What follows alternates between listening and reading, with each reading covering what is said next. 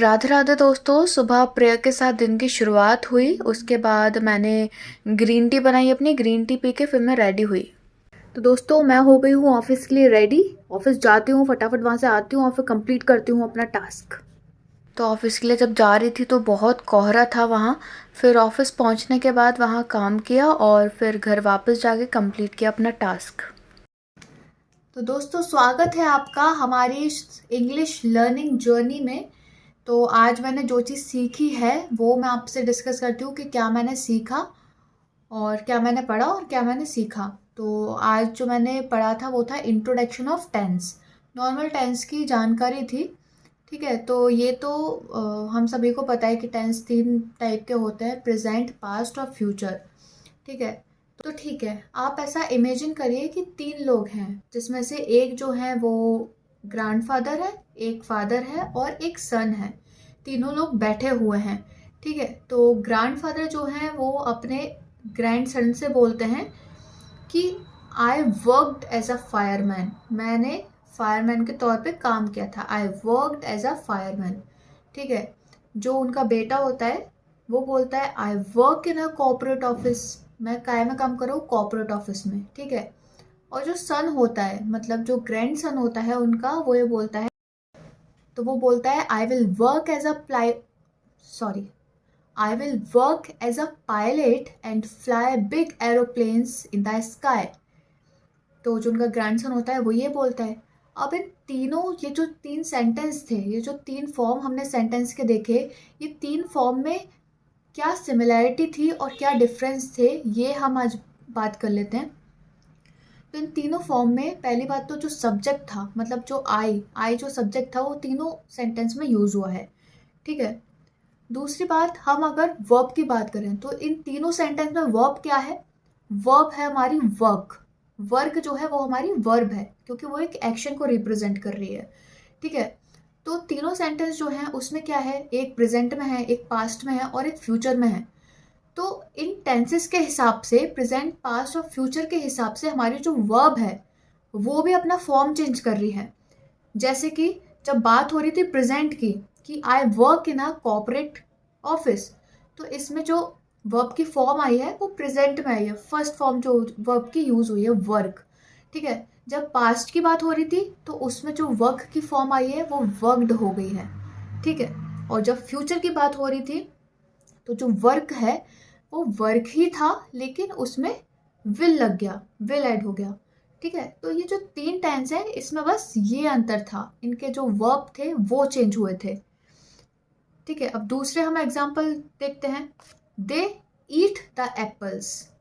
ठीक है, they ate the apple, they will eat the apples. ठीक है, ये तीनों जो सेंटेंस हैं ये भी प्रेजेंट, पास्ट और फ्यूचर को रिप्रेजेंट कर रहे हैं और इनमें भी जो है सिर्फ वर्ब का फर्क है। ठीक है, इनका जो सब्जेक्ट है दे वो सेम है। ठीक है, इनमें क्या अंतर है, सिर्फ इनकी प्रेजेंट, पास्ट और फ्यूचर के अकॉर्डिंग इनकी जो वर्ब हैं वो चेंज हो रही हैं। ठीक है, तो डिफरेंट टेंसेस के हिसाब से वर्ब भी अपनी फॉर्म चेंज करती है। ठीक है, तो ग्रामर का पोर्शन मेरा ये था, तो मैंने ग्रामर के पोर्शन में आज ये सीखा कि, तो दोस्तों ये तो हो गई हमारी ग्रामर पोर्शन की बात। अब मैं आती हूँ वोकैब पोर्शन पे। तो वोकैब पोर्शन पे मैंने क्या किया है ये मैं आप पे जल्दी से डिस्कस कर लेती हूँ कि मैंने कौन कौन से वर्ड्स लिए हैं। ठीक है, तो पहला वर्ड है मेरा वो है जजमेंट। जजमेंट होता है अ डिसीजन, एक कोई डिसीजन, इसके कोई भी डिसीजन लेना। सिमिलर वर्ड्स हैं इसके, डिसीजन और वर्डिक्ट। ठीक है, इसका एक एग्जांपल ले लेते हैं। Will you wait for his judgement, क्या आप उसके डिसीजन का वेट करोगे? ठीक है, दूसरा जो मेरा वर्ड है वो है कीन। कीन का मतलब होता है हैविंग और शोइंग ईगरनेस। ईगरनेस मतलब उत्सुकता, उत्सुकता दिखाना। ठीक है, कीन इसका मतलब ये होता है। सिमिलर इसके वर्ड्स हैं eager and ambitious, eager and ambitious.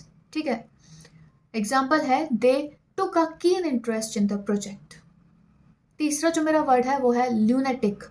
Lunatic होता है a person who is mentally ill, जो पर्सन थोड़ा मेंटली इल होता है उसको हम बोलते हैं ल्यूनेटिक। सिमिलर वर्ड्स हैं इसके madman and maniac, madman and maniac. इसके एग्जाम्पल हैं he is not a lunatic, joker was a lunatic. चौथा जो मेरा वर्ड है वो है मिस्ट, ठीक है। मिस्ट मतलब होता है कि a cloud of tiny water drop that reduces visibility. आप मिस्ट को ऐसे याद रखो कि फॉग, मतलब जो अपन देखते हैं ना कोहरा जिसको बोलते हैं, उसको हम बोलते हैं मिस्ट। इसके सिमिलर वर्ड्स है फॉग और हेज। कोहरे को हम फॉग और हेज भी बोल सकते हैं, ठीक है। फिफ्थ जो हमारा वर्ड है वो है नरेटर। नरेटर शायद आपने सुना होगा। नरेटर मतलब जो कोई भी स्टोरी या फिर इंसिडेंट के बारे में आपको बताता है, वो होता है नरेटर, ठीक है। तो सिमिलर इसके वर्ड्स हैं स्टोरी टेलर और टेलर ऑफ टेल्स, ठीक है।